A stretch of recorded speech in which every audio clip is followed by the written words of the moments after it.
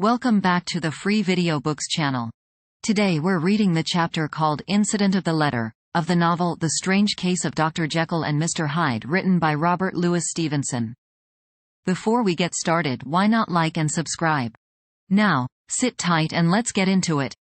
It was late in the afternoon, when Mr. Utterson found his way to Dr. Jekyll's door, where he was at once admitted by Paul, and carried down by the kitchen offices and across a yard which had once been a garden, to the building which was indifferently known as the laboratory or dissecting rooms. The doctor had bought the house from the heirs of a celebrated surgeon, and his own tastes being rather chemical than anatomical, had changed the destination of the block at the bottom of the garden. It was the first time that the lawyer had been received in that part of his friend's quarters, and he eyed the dingy, windowless structure with curiosity, and gazed round with a distasteful sense of strangeness as he crossed the theatre, once crowded with eager students and now lying gaunt and silent, the tables laden with chemical apparatus, the floor strewn with crates and littered with packing straw, and the light falling dimly through the foggy cupola. At the further end, a flight of stairs mounted to a door covered with red baize, and through this, Mr. Utterson was at last received into the doctor's cabinet.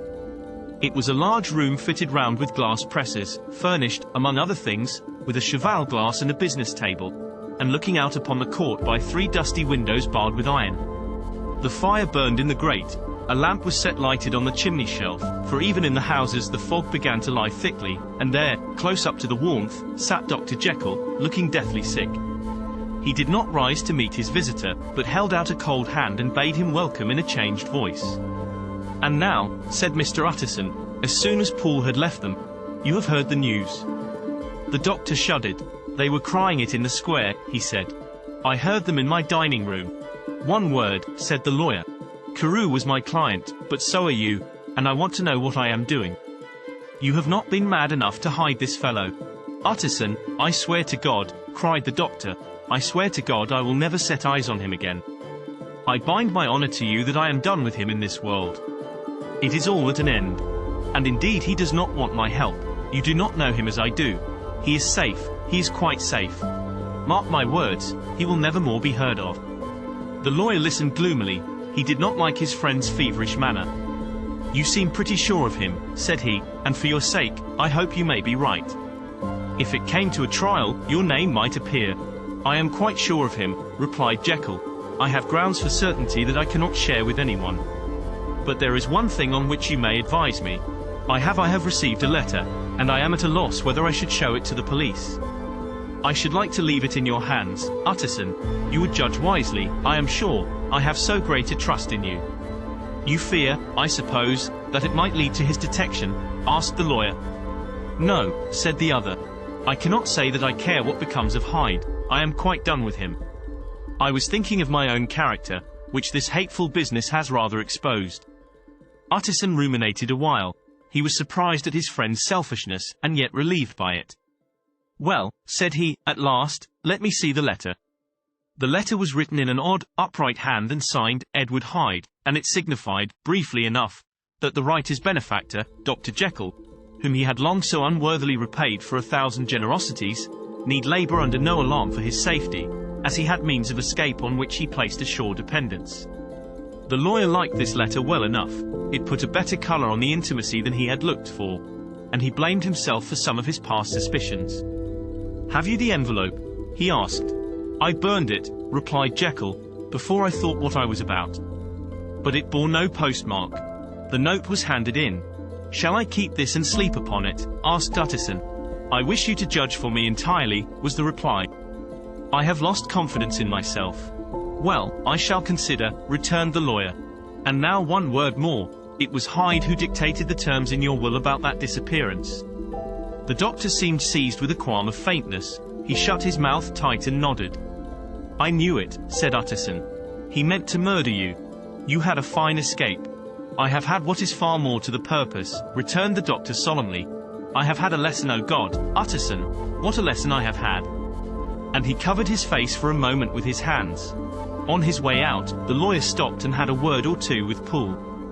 "By the by," said he, "there was a letter handed in today. What was the messenger like?" But Paul was positive nothing had come except by post, and only circulars by that, he added. This news sent off the visitor with his fears renewed. Plainly the letter had come by the laboratory door. Possibly, indeed, it had been written in the cabinet. And if that was so, it must be differently judged, and handled with the more caution. The newsboys, as he went, were crying themselves hoarse along the footways. Special edition. Shocking murder of an MP. That was the funeral oration of one friend and client, and he could not help a certain apprehension lest the good name of another should be sucked down in the eddy of the scandal. It was, at least, a ticklish decision that he had to make, and self-reliant as he was by habit, he began to cherish a longing for advice. It was not to be had directly, but perhaps, he thought, it might be fished for. Presently after, he sat on one side of his own hearth, with Mr. Guest, his head clerk, upon the other, and midway between, at a nicely calculated distance from the fire, a bottle of a particular old wine that had long dwelt unsunned in the foundations of his house. The fog still slept on the wing above the drowned city, where the lamps glimmered like carbuncles, and through the muffle and smother of these fallen clouds, the procession of the town's life was still rolling in through the great arteries with a sound as of a mighty wind. But the room was gay with firelight. In the bottle the acids were long ago resolved. The imperial dye had softened with time, as the colour grows richer in stained windows, and the glow of hot autumn afternoons on hillside vineyards was ready to be set free and to disperse the fogs of London. Insensibly the lawyer melted. There was no man from whom he kept fewer secrets than Mr. Guest, and he was not always sure that he kept as many as he meant. Guest had often been on business to the doctors. He knew Poole. He could scarce have failed to hear of Mr. Hyde's familiarity about the house. He might draw conclusions. Was it not as well, then, that he should see a letter which put that mystery to right? And above all, since Guest, being a great student and critic of handwriting, would consider the step natural and obliging. The clerk, besides, was a man of counsel. He could scarce read so strange a document without dropping a remark, and by that remark Mr. Utterson might shape his future course. "This is a sad business about Sir Danvers," he said. "Yes, sir, indeed. It has elicited a great deal of public feeling," returned Guest. "The man, of course, was mad." "I should like to hear your views on that," replied Utterson.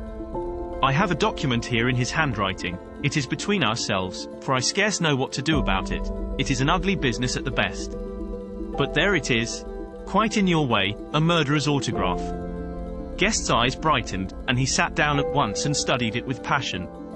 "No, sir," he said, "not mad, but it is an odd hand." "And by all accounts a very odd writer," added the lawyer. Just then the servant entered with a note. "Is that from Dr. Jekyll, sir?" inquired the clerk. "I thought I knew the writing. Anything private, Mr. Utterson?" "Only an invitation to dinner." "Why, do you want to see it?" "One moment. I thank you, sir," and the clerk laid the 2 sheets of paper alongside and sedulously compared the contents. "Thank you, sir," he said at last, returning both. "It's a very interesting autograph." There was a pause, during which Mr. Utterson struggled with himself. "Why did you compare them, Guest?"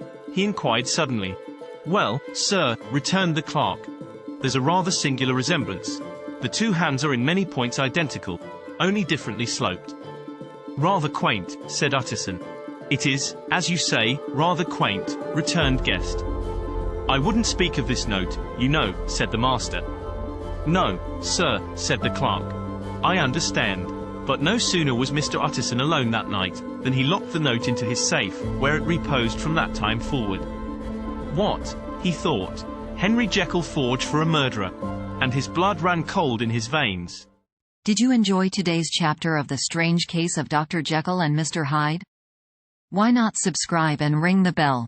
Next time we'll be reading the chapter, Lanyon. Don't miss it.